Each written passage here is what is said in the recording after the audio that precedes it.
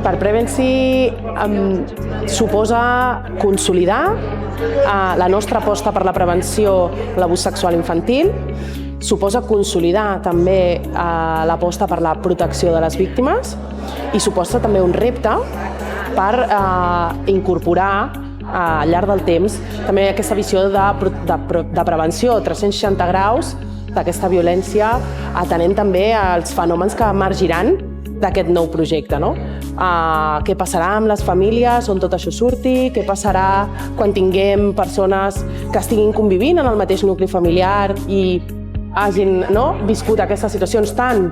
patint com exercint aquesta violència, on Prevency també centra el seu focus d'interès. Principalment, aquests models el que fan és protegir la víctima d'una doble victimització. I per tant, això ens ajuda als professionals a fer una millor intervenció posant al centre la víctima. Aquest model 360 graus és en el que es fonamenta Prevency, per tant nosaltres atenem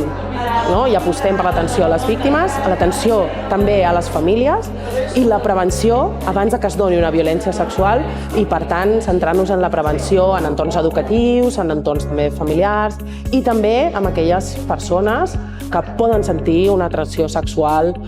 vinculada cap als menors o que inclús han exercit alguna violència i que requereixen tractament i atenció per això.